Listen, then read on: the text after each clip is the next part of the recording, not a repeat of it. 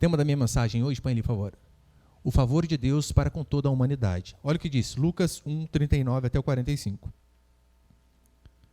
Naqueles dias, dispondo-se Maria, foi apressadamente à região montanhosa, a uma cidade de Judá. Entrou na casa de Zacarias e saudou Isabel. Ouvindo essa saudação de Maria, a criança lhe estremeceu no ventre. Isabel ficou possuída do Espírito Santo. Aqui lembrando, Isabel estava grávida de João Batista, aquele que seria o precursor, que viria antes do Messias, e ela está recebendo uma visita de quem? Da própria Maria, que está grávida de Jesus Cristo, com 3 meses de diferença. Verso 42. Exclamou em alta voz, Isabel exclamando aqui, mãe de João Batista, bendita és tu entre as mulheres, e bendito é o fruto do teu ventre. De onde me provém que me venha visitar a mãe de meu Senhor? Pois, logo que me chegou aos ouvidos a voz da tua saudação, a criança estremeceu de alegria dentro de mim. Bem-aventurada a que creu, porque lhe serão cumpridas as palavras que lhe foram ditas da parte do Senhor. Até aí tá bom, meus irmãos, olha para cá. Como eu falei, eu vou começar uma sequência de mensagens sobre esse tema aqui, sobre esses 4 cânticos que nós veremos em Lucas, capítulo 1 e capítulo 2. Se você ler os evangelhos, você vai ver que dos 4 evangelhos, só o primeiro e o terceiro falam a respeito da concepção sobrenatural do Senhor Jesus Cristo. O evangelho de Mateus e o evangelho de Lucas, este aqui é o qual nós estamos lendo. Você vai ver que ambos os evangelhos, eles afirmam que de fato Jesus nasceu da Virgem Maria, foi o que eu preguei na última semana, por uma ação sobrenatural do Espírito Santo, sem uma participação humana de um pai. Não teve a coabitação de um homem e de uma mulher, mas de fato foi Deus fazendo. E assim que Deus faz este milagre na vida de Maria, e é claro, não foi um milagre apenas na vida dela, na vida de todos nós, você vai ver, Maria, ela canta. E esse cântico de Maria é conhecido como Magnificat, que é o júbilo, a alegria dela por conta da notícia que ela recebeu. Teologicamente, esses cânticos que nós vamos estudar daqui para frente, eles falam de fato da esperança messiânica. Como assim? O povo de Israel, eles tinham a esperança de que a promessa de Deus um dia se cumpriria. Qual promessa? Aquela promessa que tinha feito séculos atrás. Quando começou lá em Gênesis capítulo 3, onde Deus prometeu um Salvador, onde Deus prometeu um Messias. Então eles ficaram durante muitos anos esperando o dia que essa promessa se cumprisse, desde Gênesis até aqui onde nós estamos. E nós vemos que começou com a promessa a Abraão, depois de uma forma gradativa, o Senhor foi aumentando ali as coisas onde as pessoas poderiam perceber que de fato estava chegando próximo o tempo. Então nós vemos os profetas falando a respeito. Isaías, lembra quando ele diz? Eis que a virgem conceberá. Estava falando, olha, vai chegar a época e quando o Messias nascer, ele não vai nascer de uma forma natural, de uma forma normal, mas vai ser algo miraculoso, como uma virgem tendo filho. Então eles criaram essa expectativa e durante anos eles esperavam o dia que o Senhor de fato cumpriria essa promessa. A esperança na vinda daquele que um dia perdoaria os pecados de Israel. Era por isso que eles queriam de tudo que a gente que essa promessa se cumprisse, porque eles sabiam, olha, hoje nós sacrificamos aqui bezerros, ovelhas, hoje nós levamos ofertas, mas um dia chegará o Cordeiro de Deus, aquele que de fato pagará o preço pelos nossos pecados, e ele então vai nos lavar das nossas transgressões, e ele vai fazer um benefício não apenas para nós, mas a todas as nações, é o que diz a Escritura. Portanto, Jesus Cristo, ele é a concretização das promessas, e esses cânticos aqui mostram de fato isso. Pessoas jubilosas, alegres, felizes, por conta de Deus prometer e por conta de Deus cumprir. Por conta de Deus prometer e não ser como homens, que prometem e acabam se esquecendo, mas aquilo que ele promete, ele cumpre. Então os cânticos aqui em Lucas capítulo 1 e no capítulo 2, eles falam de fato da esperança, da alegria, da chegada do Salvador. Se você começa a ler, pelo menos Lucas 1 e 2, você vai ver como é fantástico a questão da encarnação do Verbo. É isso que vai tratar aqui Lucas capítulo 1 e o capítulo 2. O povo de Deus, eles estavam durante muitos anos esperando essa promessa. Você sabe se alguém promete algo para você, e alguns são mais ansiosos que o outro, claro. Mas você imagina esse povo, durante anos eles estavam sendo subjugados, durante anos tinham povos inimigos e faziam deles escravos. E eles o tempo todo esperando, mas vai chegar um dia que o nosso Salvador virá.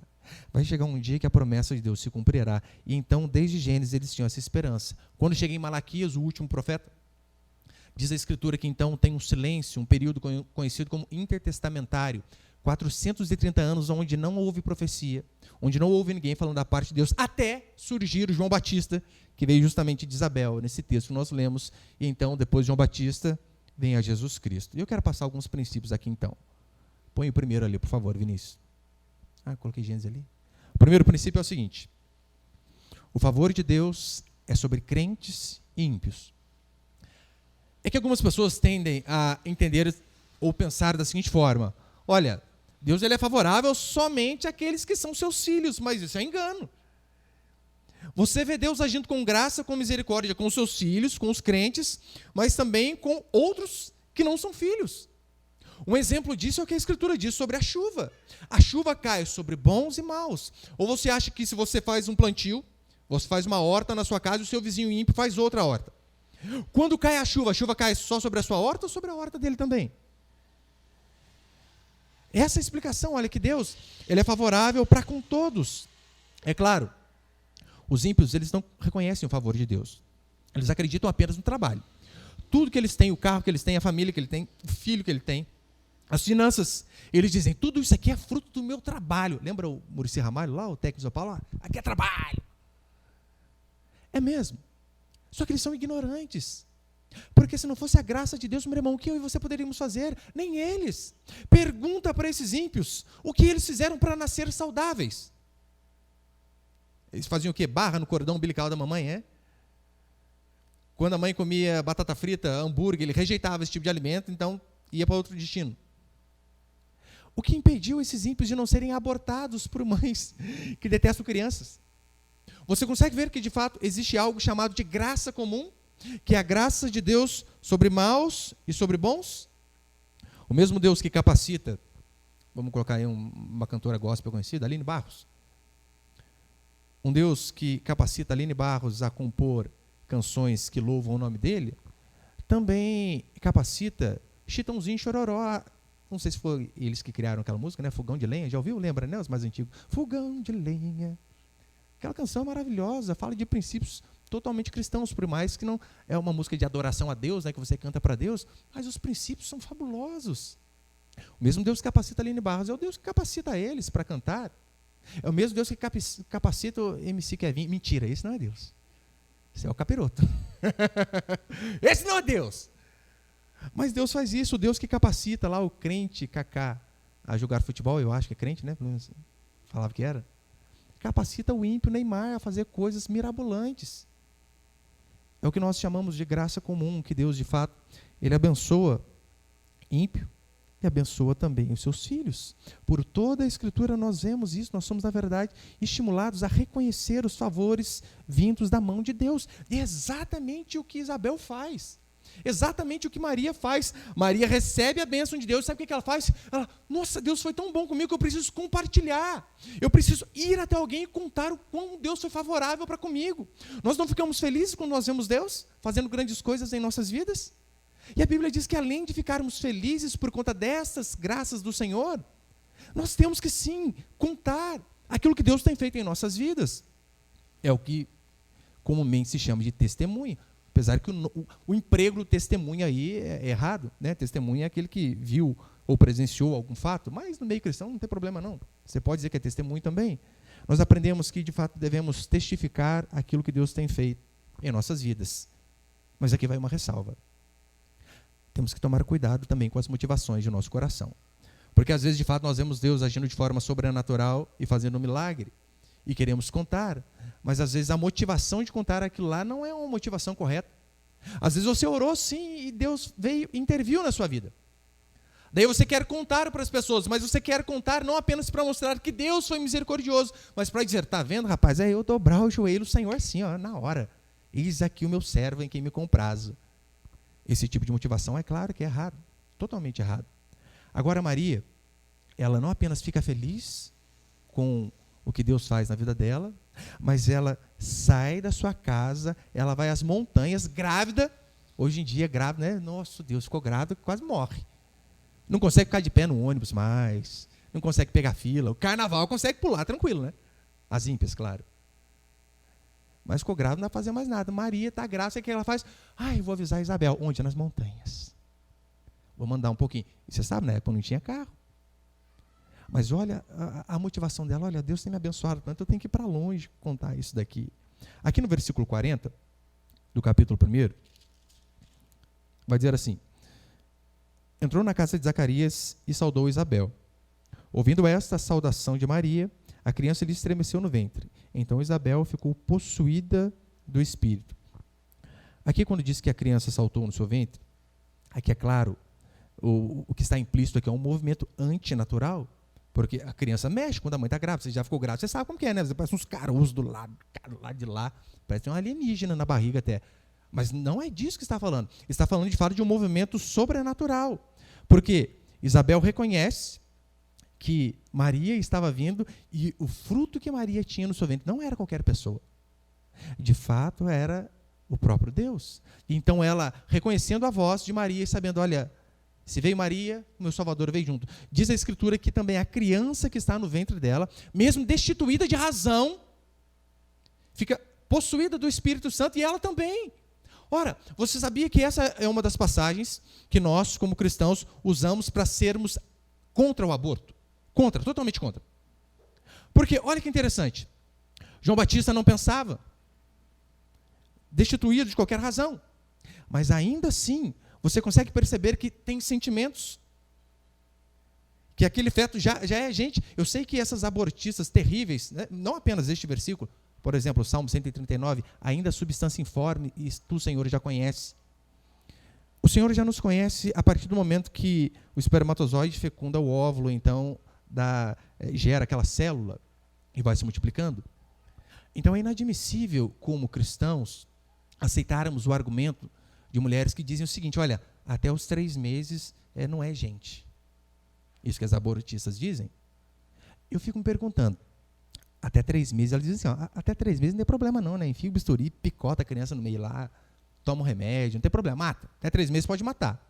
Porque até 3 meses não é gente. Eu fico imaginando, depois do 4º mês em diante, o que será que pode nascer, hein? Um pé de acerola? Um alienígena? Ora, a semente é a mesma, não muda. Você consegue ver como é inadmissível um cristão ser a favor do aborto. Olha o que aconteceu aqui com João Batista. Agora, eu de fato queria ver se essas mães, se essas mulheres aí, feministas, abortistas, eu queria que a mãe delas tivesse a mesma ideia que elas têm. Não tinha nascido ninguém, absolutamente ninguém. Então, nós como cristãos, é claro, sempre seremos a favor da vida. E aqui no verso 42, é interessante, diz assim, diz que clamou em alta voz: bendita és tu entre as mulheres e bendito é o fruto do teu ventre. A semana passada eu dei uma explicação um pouco mais complexa, mas o catolicismo, ele de fato entende que Maria era bendita não pela graça de Deus, mas sim por conta disso daqui, olha. Bendita és tu entre as mulheres, ou seja, Maria tinha méritos próprios, e por conta dos seus méritos o Senhor foi favorável para com ela. E nós sabemos que não é assim. Maria apenas recebeu uma missão de Deus, quando o anjo apareceu a ela, e ela fez o quê? Como serva obediente, e nisso ela é um exemplo para mim e para você, ela simplesmente obedeceu, mesmo não entendendo. Tem 2 exemplos, meu irmão, de quando Deus manda, nós temos 2 alternativas, ou obedecemos ou obedecemos. Maria, o Senhor chega para ela e diz: Maria, você vai ter um filho. Ela pergunta, mas não a pergunta da dúvida, né, da incredulidade, mas da dúvida, né? Senhor, como? Se eu não conheço homem algum. E então o anjo diz: olha, o Espírito Santo virá sobre ti. Lembra de Jonas? Deus chega para Jonas e diz: Jonas, eu quero que você vá lá para Nínive, rapaz, pega aqui e vá reto. Jonas diz: não vou. Ou seja, Deus dá uma ordem para Maria e dá uma ordem para Jonas. Maria obedeceu de primeiro. Jonas não obedeceu. Jonas foi para Tarsis, na época era o fim da Espanha, de fato o fim do mundo. O que aconteceu com Jonas? Lá em Tarsis, diz a Escritura, que um peixe vai lá, engole ele, cospe ele lá onde ele devia estar. A diferença de Maria para Jonas é que Maria foi mais obediente. Mas nós podemos observar nesses 2 exemplos que, de fato, quando Deus ordena, meu irmão, não há escolha. É mais fácil eu e você, de prontidão, fazermos aquilo que Deus manda do que sermos vomitados por um peixe. Fazermos obrigados. Maria e todos os filhos de Deus são benditos por graça divina e não pelos seus próprios méritos, pelos méritos de Cristo. É tão certo isso que Maria reconhece. E depois no versículo, no Magnificat, quando começa no versículo 46, 48 em diante, você vai ver que ela já começa dizendo assim: o meu espírito se alegrou em Deus, meu Salvador, porque ele contemplou na humildade da sua serva. Mas olha que interessante, meu espírito se alegrou em Deus, meu Salvador. A própria Maria dizendo: eu preciso que alguém me salve. Eu preciso de um Salvador assim como todos precisam. A própria Maria reconhece que o que aconteceu na vida dela não tinha a ver com ela, mas com a graça de Deus, com os méritos de Deus. O problema é que os seus adoradores não reconhecem isso. A exemplo do Adventismo no sétimo dia. William Miller, o precursor do Adventismo, diz a história que ele, durante um quarto de século, ele ficou pregando que Jesus viria em 1844. Jesus não veio. Ele recalculou a rota, daqui a um ano. E Jesus não veio de novo. E então ele diz: puxa vida, 25 anos pregando isso aqui e eu fiz errado. E então ele vai embora reconhecendo o erro. Mas o problema foi os seus seguidores, que continuaram dizendo: não, rapaz, você não errou não. Mas ele mesmo acabou de admitir. Você percebeu que Maria acontece também a mesma coisa? Ela mesma sabia: olha, o que aconteceu comigo não tem a ver com os meus méritos, mas com a graça de Deus. Mas seus seguidores não. Dizem: não, Maria é bendita porque ela era especial. Aqui fica fácil entendermos. A segunda sentença é que explica o porquê Isabel chama Maria de bendita. Não é por conta de Maria. É porque bendito é o fruto do teu ventre. Por que Maria é bendita? Por que Maria é bendita? Não é porque ela era boa, mas porque aquele fruto que estava no seu ventre, aquilo de fato é o que era bom. E é por conta disso que nós entendemos que de fato todo mérito deve ser dado sempre a Deus. Isso tinha a ver com Cristo, com o próprio Pai, e não com a Maria em si mesmo. Pastor, mas como assim? Ora, porque convenhamos, basta lermos a Escritura. A Escritura vai dizer que todo homem é pecador, sem exceção. Em Romanos capítulo 3, Paulo já começa dizendo: olha, não há um bom, nenhum sequer. Não há quem busque a Deus, não há quem entenda, não há quem faça o bem. Todos se extraviaram e a uma se fizeram inúteis. Quando ele diz todo, diz Abraão, diz todo Davi, diz todo eu, você, e todo também Maria. Você consegue perceber que de fato não há nenhum bom diante do Senhor? A forma de fato de Deus reverter essa situação de que todos nasceram em pecado por conta do pecado de Adão, era Deus fazendo outro cabeça, porque o primeiro deu errado. Adão, ele era o representante da humanidade, então ele foi e fez aquilo que era mal. E Deus, para ele reverter essa situação, ele tem que fazer um outro Adão, como diz a Escritura. O segundo Adão, no caso, Jesus Cristo. Porque, convenhamos, ninguém aqui nega que Maria é a única em ser a mãe do Senhor. Quantas mulheres não queriam na época dela? Só que você olha uma mulher humilde, uma mulher que poderia sair por aí se vangloriando. Ela de fato poderia falar, né? Imagina as irmãs da época, ela, Maria, não sei porque engravidou, pensa que está com o rei na barriga. Ela estava, literalmente. Mas você percebeu que nós vemos que ela continuou humilde o tempo todo.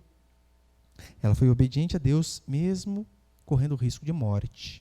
Porque isso que poderia acontecer com ela. Ela poderia morrer se descobrisse que ela estava grávida, sendo que ela não era casada ainda. Mas, neste sentido, com certeza ela é um exemplo para mim e para você. Agora, todos aqueles que estão em Cristo, é o que diz a Escritura, são libertados da maldição do pecado.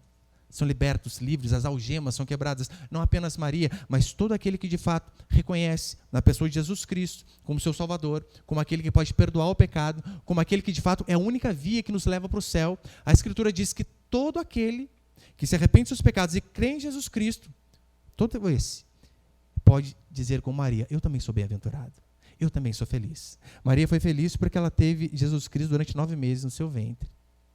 Eu tenho durante toda uma vida, através do Espírito Santo habitando em mim. E é claro, é Jesus que sempre nos faz aceitável diante do Senhor. É Jesus que fez Maria aceitável diante do Senhor, e não os seus próprios méritos. E o segundo, cristianismo sem humildade e modéstia não é cristianismo. Você ser um cristão orgulhoso e arrogante, não estou dizendo que não temos picos, né, de orgulho e arrogância. Todos nós temos um pouco. Eu luto contra isso todo dia. Mas eu digo aquelas pessoas que são em excesso. Um cristianismo sem humildade e sem modéstia não é cristianismo. No verso 43, diz assim: e de onde me provém que me venha visitar a mãe do meu Senhor? Olha o que ela diz. De onde me provém que venha visitar a mãe do meu Senhor? Aqui nós vemos, em primeiro lugar, Isabel também dando um exemplo de humildade, de como uma pessoa humilde se comporta. Ela honra o Senhor, mas ela também honra aquela a quem o Senhor abençoou. Eu sei que nós gostamos de fazer só a primeira parte, não é? Não, eu estou aqui para honrar a Deus, honrar o homem é coisa nenhuma. Ela fez as duas coisas. Ela honrou a Deus, mas também honrou a mãe do Senhor, no caso aqui, Maria. Eu sei que há extremos, e nós veremos aqui que Isabel ela mostra para nós o meio termo, ao qual nós devemos nos posicionar. Qual que é o primeiro extremo? Ora, é aquelas pessoas que de fato exibem desprezo por qualquer tipo de pessoa que está investida de algum cargo de autoridade. De fato, ela despreza aquele a quem Deus eleva, aquele a quem Deus agraciou de uma forma mais abundante. Porque, convenhamos, meu irmão, a graça de Deus para a salvação ela é igual a todos, só que em se falando de coisas materiais, de benefícios na família, não é igual para todo mundo. Deus não é socialista que dá a mesma coisa para todo mundo, com exceção da salvação. Temos que reconhecer, alguns são mais bem-aventurados do que outros. Ou você acha, você que nasce aqui no interior de Pindamonhangaba, crente, você acha que você está em pé de igualdade com um crente que nasce lá no bairro do Morumbi, em São Paulo? Pastor, mesma coisa, é nada, é hipócrita. Lá é muito melhor, é melhor ser crente lá. É claro, ser crente aqui e ímpio lá, é melhor ser crente aqui. Mas ser crente aqui e crente lá, meu irmão, o que você prefere? Igual teve uma vez, né, estava passando um carro na frente da igreja. Eu sou apaixonado por aquele carro, Ford Fusion. Nossa, parece que ele passa por aqui e não encosta no chão, né? Eu fico, meu filho toda vez que vê, ai pai, seu sonho, foi meu sonho. E eu tô lá, né? Daí na hora, ao invés de, na época eu tava com o Escort, né? Era mais velho que o velho. Meu antigo carro era velho, esse aí é semi-velho. Melhorou um pouco. E na hora que eu vi, na hora, já deu aquela corrosão de inveja dentro do meu coração. Falei, o que adianta ter um carro desse para ficar passeando aqui? Eu vou passear com um desse na glória, lá eu vou andar. E o cara passou assim, tinha aquele adesivinho do peixinho, né? De que é crente também. Falei, nossa, o cara tá andando melhor que eu aqui. Vai andar lá também, gente. A vida é assim. Às vezes acontece de Deus agraciar mais uns do que outros. E daí? Qual o problema? Nós não podemos ir para um extremo e dizer assim, olha, não temos que honrar homem nenhum e tal. Não, para mim é todo mundo a mesma coisa. Claro que é, em certo sentido. Mas em outros não. Muitos, diante de uma situação dessa, dizem assim, olha, não façamos dos homens ídolos. Maldito homem que confia no homem. E pegam de uma forma distorcida este versículo, claro, né? Está certo, não façamos dos homens ídolos, mas quem diz que nós não podemos honrar aqueles a quem Deus tem abençoado? Aqueles a quem Deus tem colocado em posições de autoridade? Quem diz que nós não podemos honrar um patrão? E por conta disso, não interessa se as pessoas vão nos chamar de baba-ovo, de puxa-saco. Qual o problema? Seja na igreja, seja no trabalho, seja no Estado. O que a Escritura nos mostra aqui, Isabel é um exemplo clássico disso. Olha, nós sim honramos a Deus quando nós também honramos as pessoas. Agora, sob o pretexto de que é errado honrar meros mortais, às vezes as pessoas não honram ninguém. Elas vão para o outro extremo. É claro, em todo lugar você vai ver puxa-sacos e ambiciosos. Porque eles sabem, olha, se eu puxar um pouco o saco aqui, o que vai acontecer? Eu vou conseguir avançar lá. E você sabe, isso tem em todos os lugares. Tem igreja, claro que tem. Tem igreja que você só avança, rapaz, você chamar o pastor para almoçar todo domingo. Aqui você pode chamar para almoçar todo domingo, se quiser. Eu reclamei hoje no grupo, vocês viram lá, né? Mas tem igreja que se não fizer isso, a pessoa não tem possibilidade de cantar no louvor, não pode liderar um pequeno grupo, não pode ser um obreiro, não pode ser nada. Por quê? Nossa, eu nunca vi isso. Não se veste igual o pastor, não fala igual o pastor. Daí tem que quase ser igual o pastor, gente. Isso é um absurdo, com certeza. Que há ambiciosos por todo lugar, isso é verdade. Mas Isabel mostra aqui que há um meio termo. Ela honra Maria porque Maria está sendo honrada por Deus. Olha que interessante. Ela vê a bênção de Deus sobre Maria, por conta disso, ela também honra Maria, porque ela reconhece aquilo que Deus conferiu a ela. Ela sabe, fala, Deus é misericordioso comigo. João Batista está aqui dentro. E tinha profecia também a respeito de João Batista, lembra? De que ele viria antes para preparar o caminho do Senhor. Meu irmão, você imagina a alegria de Maria, hein? A alegria de Isabel. Puxa, eu sou essa. Daí, de repente, vem a parente dela. Nossa, você é aquela que vem depois de mim, está melhor que eu. Se fosse você, irmã, imagina, que alegria, hein? Ai, que honra. João Batista profetizado pelos profetas. Eu vou ser mãe dele. Deixei com sua vizinha. Essa vai ser mãe do João? Ele vai preparar o caminho para o meu filho. Na hora você murcha, né? Nossa! Isabel não fez isso. De fato, Isabel não fez isso. Ela se alegrou com a alegria de Maria. Como eu disse, não há problema em honrarmos as pessoas que Deus tem abençoado. Na verdade, você sabia que é mandamento? É mandamento para mim e para você. Romanos 13, eu coloquei ali ou não? Acho que não, né? Romanos 13, 7. Pagai a todos o que lhe é devido. A quem tributo, tributo. A quem imposto, imposto. A quem respeito, respeito. E a quem honra, honra. Olha que coisa. Paulo dizendo, se alguém merece honra, a Escritura diz que devemos honrá-la. E não apenas, é claro, em relação à autoridade, em relação aos pais. Eu coloquei ali, Vinícius, Efésios? Não coloquei? Efésios 6:1. Honra teu pai e tua mãe para que te prolonguem os seus dias. Ou seja, nós, além de termos o mandamento de honrar pai e mãe, independentemente de quem seja, crente ou ímpio, ainda tem uma promessa. Se nós honrarmos pai e mãe, os dias serão prolongados. Em Romanos 13, nós vemos Paulo dizendo, honre todo tipo de autoridade. É claro, quando a autoridade não vai de encontro à vontade de Deus, mas devemos honrar a autoridade. Hebreus, capítulo 13. O autor de Hebreus vai dizer assim, obedecei aos vossos guias e sede submissos para com eles. Aqui falando no caso de guia espiritual mesmo, o líder espiritual, seja do pequeno grupo, seja o pastor, seja aquele que ensina o evangelho. Obedecei aos vossos guias e sede submissos para com eles, pois velam por vossa alma como quem deve prestar conta, para que façam isto com alegria e não gemendo, porque isto não aproveita a vós outros. Olha que interessante. Obedecei aos vossos guias e sede submissos a ele. Por quê? Porque eles velam por vossas almas. São eles que oram por você, são eles que te ensinam, são eles que na hora da alegria estão juntos, na hora da tristeza também. É claro, nós não podemos endeusar ninguém acima do bem e do mal, mas não há problema nenhum em honrarmos aqueles que Deus tem levantado em nossa vida também.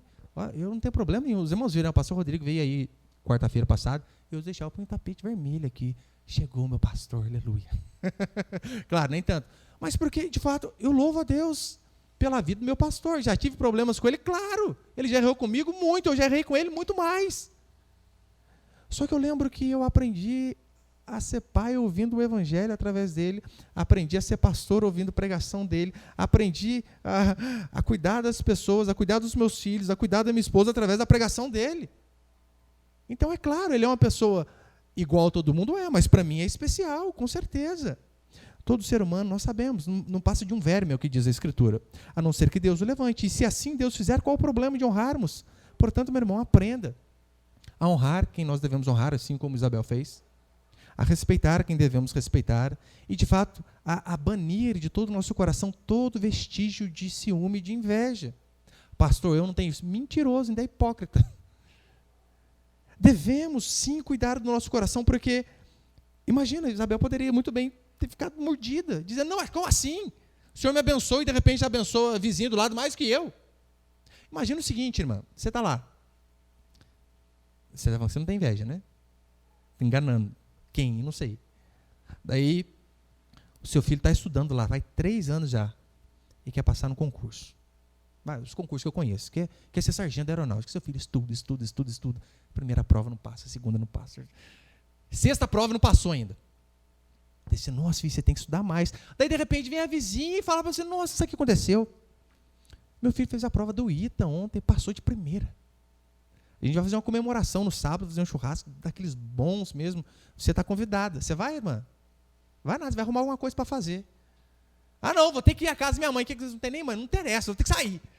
Você dá um jeito, porque o ser humano é assim. Ele não reconhece, às vezes, que Deus tem abençoado a outros. Por quê? Ora, o gostoso é ser primeiro. Mas a Escritura diz que nós temos que reconhecer quando há pessoas melhores do que nós. E honrá-las da devida forma. Olha, eu lembro que no meu curso de soldado, eu estudei. Eu lembro que dos 87, eu fui segundo colocado. Fiquei 0,004 atrás do primeiro. O que é isso, pastor? Uma vírgula na redação. Só isso. Falei, cara do céu. E até antes de sair a lista, eu estava, cara, eu sou o primeiro, estou arrebentando aqui, gente. Eu lembro que na hora que saiu lá, eu falei, puxa vida, que tristeza, hein? Daí chegou um amigo meu e falou assim, olha, parabéns, viu? Eu falei, parabéns porque segundo, o que segundo é? Não é nada. Não, claro que é. O segundo é o primeiro dos derrotados. Parabéns. Nosso Deus! Você imagina, né? Só não bati porque no quartel você é preso. Que conversa, meu? Quem que lembra do segundo? Você lembra do Rubinho Barrichello? Você põe o nome do seu filho, Rubinho Barrichello, mas nunca. Hoje não, hoje sim. Comigo aconteceu isso aí. Hoje não, hoje sim. Perdi fazer o quê? No time de futebol, sabemos que é um time que joga. Mas, via de regra, quem que fica com os louros da vitória é o atacante que faz o gol, gente. Vai falar, você compra a camiseta do Davi Luiz. Você vai comprar do Neymar, gente. Mas, é claro, não podemos trazer esse tipo de pensamento para dentro da congregação, da comunidade local. Porque se nós somos um time, não importa quem faça o gol. O que de fato importa é que o time ganhe, é que o time avance. É por isso que o cristianismo, e principalmente a igreja, não é uma disputa de egos, onde um quer ser melhor que o outro, onde um quer aparecer mais que o outro, mas somos um time onde de fato todos trabalham para que quem deva aparecer é o nosso Senhor. Por mais que sim, às vezes acontece de alguns se destacarem mais, mas o mais importante é o quê? É o Senhor. Salmo 131, versículo 1 e 2. O salmista vai dizer assim: Senhor, não é soberbo o meu coração, nem altivo o meu olhar. Não ando à procura de grandes coisas, nem de coisas maravilhosas demais para mim. Pelo contrário, fiz calar e sossegar a minha alma. Olha que coisa, né? O salmista dizendo assim, olha, eu não procuro coisas grandes. Eu sei que é o contrário da pregação moderna de hoje, onde você tem que ser um sucesso, você tem que avançar, onde você tem que ser cabeça, onde se você não for o primeiro, não vale nada. É engraçado que o Salmo ensina diferente, né? Olha, não procure coisa grande, não. Pastor, eu venho aqui para ser motivado, o senhor está falando que eu tenho que ser humilde, não procurar coisas grandes. Exato, sabe por quê? Uma coisa grande, a tendência é corromper o ser humano. Pode ver a maioria das pessoas, eu não estou dizendo que se Deus fizer na nossa vida, louvado seja Ele. Ele deve ser louvado. Mas você já percebeu que a maioria das pessoas que buscam estar sempre ali no topo, via de regra, ela precisa abrir mão de valores. Ainda que não abra mão de valores morais, às vezes precisa abrir mão, talvez, do maior valor aqui na Terra, que é a família. Aí, então você vê pais que trabalham a vida inteira para poder dar um futuro melhor para os filhos. E quando eles voltam para casa, os filhos saem, porque eles vão viver a vida deles. Ou seja, perdeu a infância toda. Toda. Olha, tem um pai de um amigo meu, um sargento da minha turma, acho que foi o cara mais operacional que eu já conheci em todos os 10 anos de militarismo. Ele, de fato, lembra o Chuck Norris? Era o pai do meu amigo. Ele era o Chuck Norris, o Rambo. Espetacular. Não era o Caveira 280 ali. Era o pai do meu amigo. E eu lembro que eu sempre falava para ele, né? Porque ele tinha todos os cursos que todo militar sempre sonhou em ter. Eu dizia, Melo, mas como que é seu pai em casa? Porque que eu imaginava, né? Chegou a hora do almoço, o pai dele, você é para caçar. Fazer armadilha, pegar, sei lá, um búfalo, trazer no dente. O cara era ninja, cara, isso que eu imaginava. Daí eu perguntava para ele, Melo, como que é o seu pai em casa? Eu lembro, mas o dia, eu estava na primeira série do curso de sargento lá, o dia que ele foi, o cara era o segundo sargento ainda, o dia que ele foi lá no meu esquadrão, meu irmão, o brigadeiro veio ver ele, gente. Tem moral o homem ou não?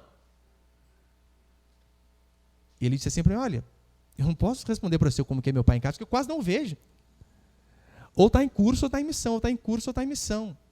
E de fato, acho que há 2, 3 anos, o pai dele morreu por conta de algum problema que deu no pulmão de muita atividade de mergulho.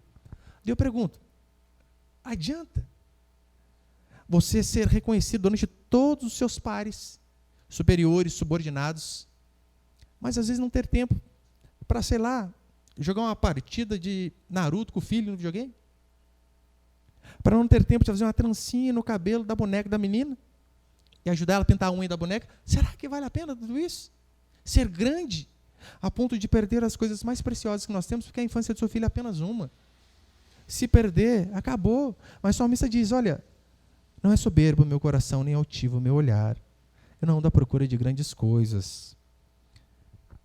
A vida é assim, a vida da igreja é assim. Temos que procurar que o nome do Senhor seja sempre engrandecido. Portanto, meu irmão, aprenda a ser mais humilde, a reconhecer a bênção na vida do outro, assim como Isabel fez. Porque, convenhamos, aquele mandamento que diz chorar com os que choram e se alegrar com os que se alegram, a primeira parte é fácil, não é? Chorar com os que choram. Essa semana uma irmã da nossa igreja aqui perdeu o irmão dela. Você não precisa fazer esforço para chorar. Você já chega chorando. Chora. É triste.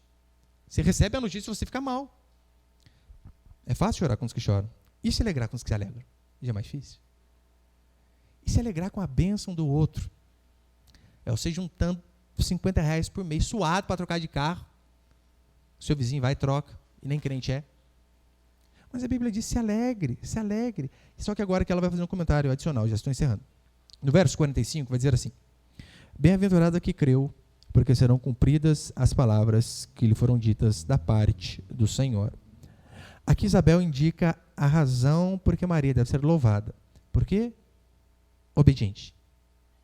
Ela foi obediente.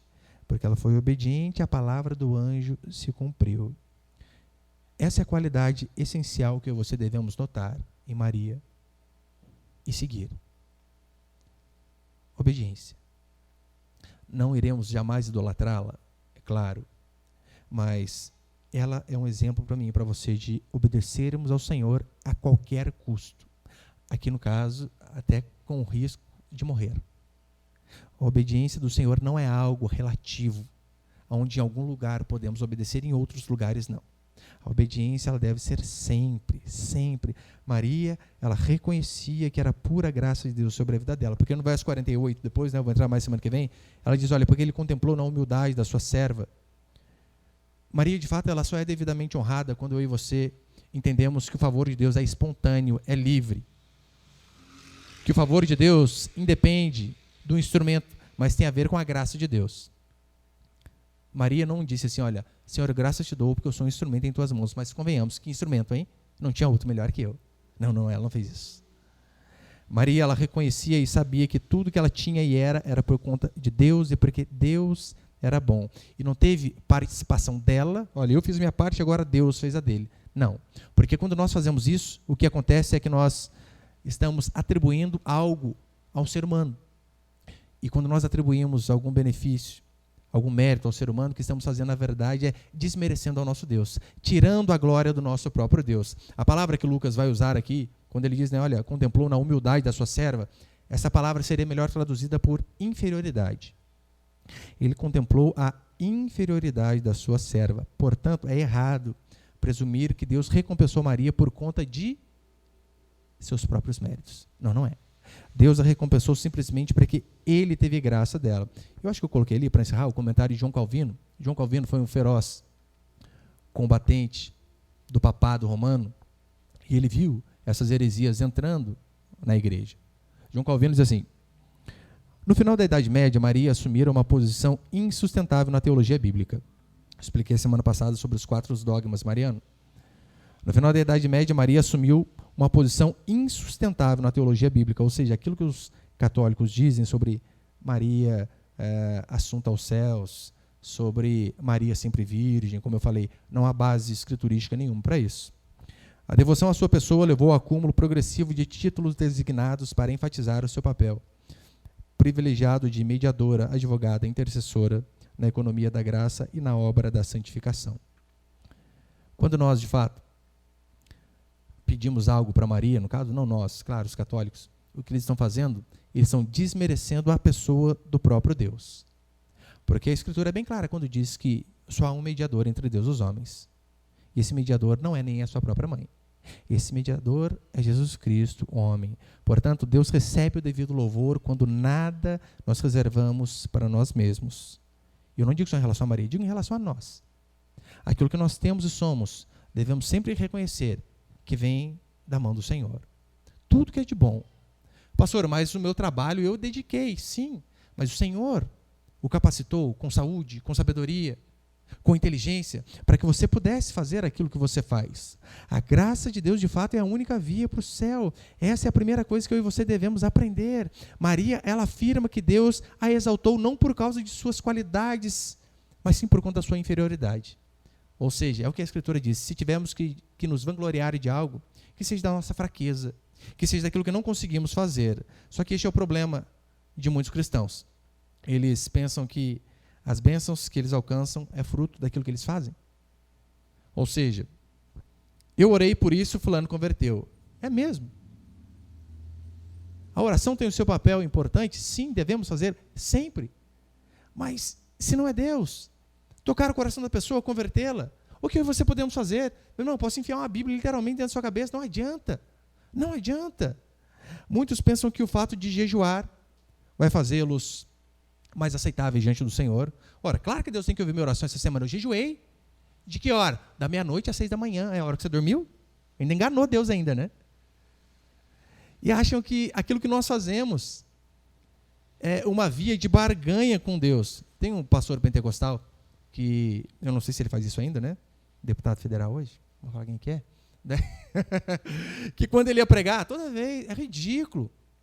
A oração dele é: Senhor, se ainda tenho crédito contigo, coloca um anjo à direita, um à esquerda, um ao norte, um ao sul. E, cara, mas quem que tem crédito com Deus, gente? Consegue perceber o tamanho da arrogância e da ignorância?